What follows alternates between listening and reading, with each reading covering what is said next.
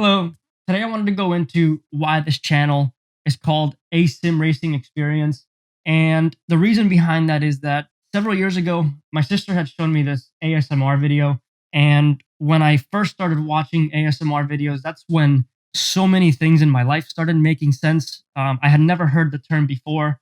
So being able to watch an ASMR video and being able to watch a video that now had this new genre to me was really exciting because I was able to now put a label on something that I believed in and something that I can now put a label to this emotion that I was feeling.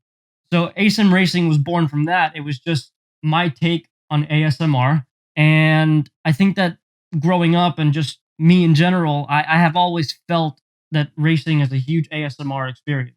I never knew that until again I saw these videos because I never knew what ASMR was.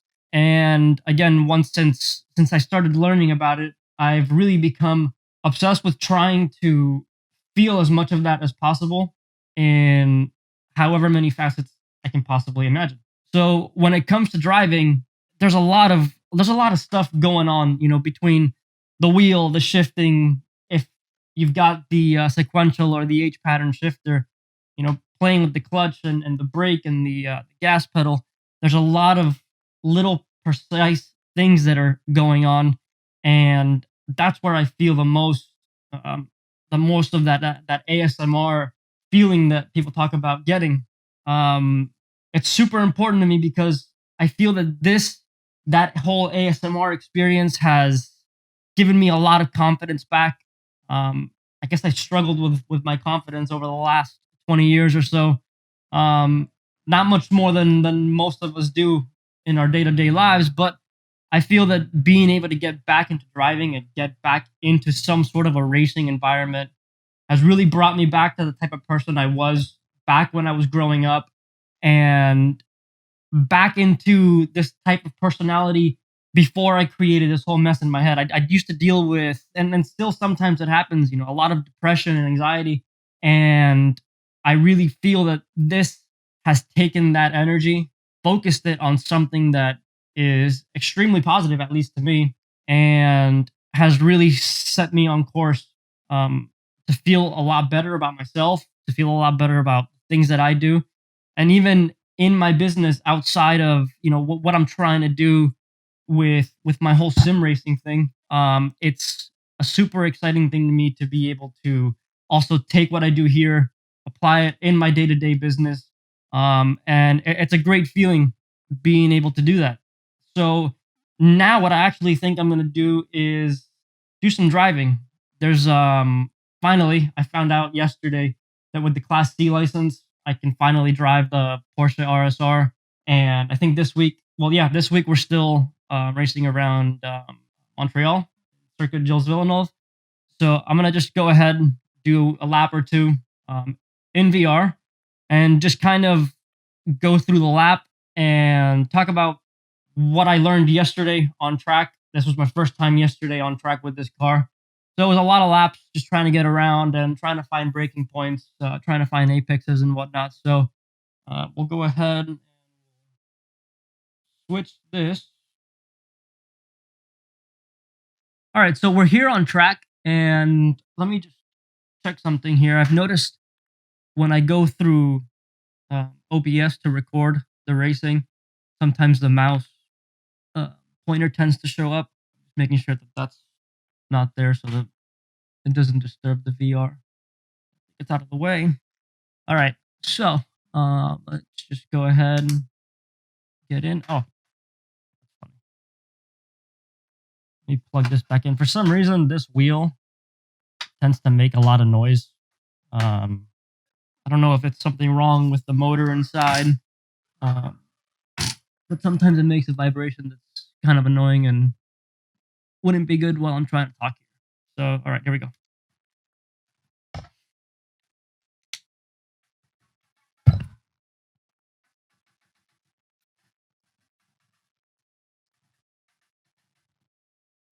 All right, coming out of the pits now.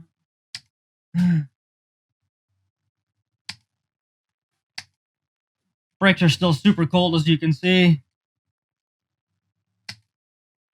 So this out lap, I ended up just taking it very, very slow for a good 4 or 5 laps, just trying to find out where the points were.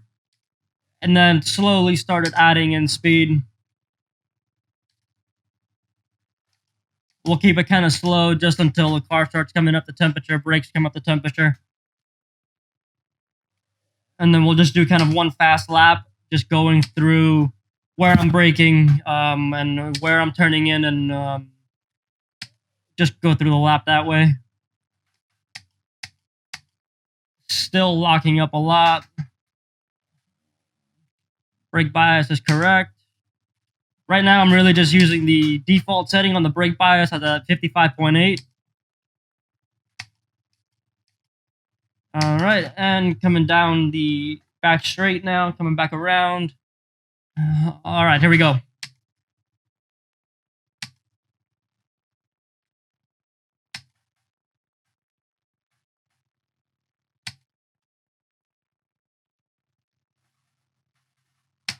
So I think I was actually braking just after the bridge.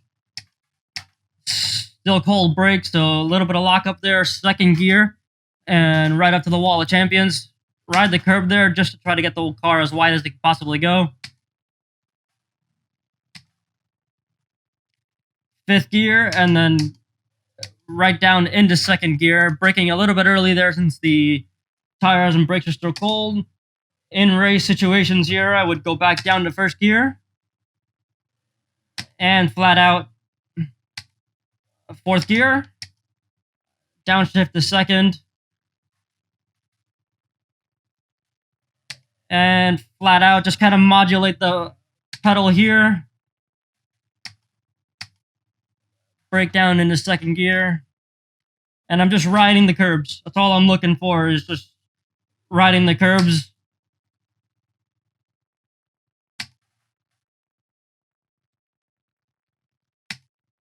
Right under the bridge, this part is super tricky. I was having so much trouble yesterday. Kept running wide and kept running over the grass there, so I think I started braking just before the bridge, and that was the first gear corner. And we're coming back around over here. First gear.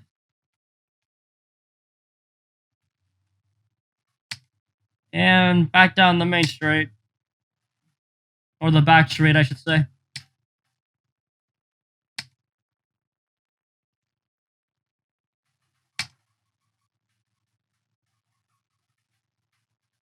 And start breaking down, just dive into the pits. We'll engage the pit limiter.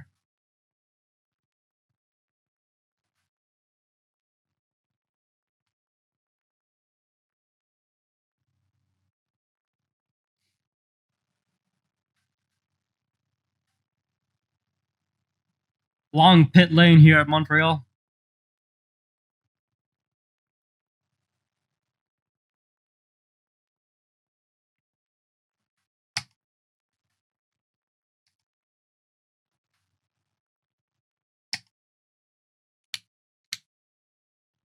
Cool. So there's that lap. Switch this back over here so I can talk to you. That was fun. So that's basically what I'm trying to get at. There's so much here that it gives me this overwhelming sensation of joy, and just being able to feel what I used to feel growing up. It's a pleasure beyond belief. So that's about it. Hope that this kind of gives somebody an insight into a different side of ASMR, and I'll see you in the next video. See you later.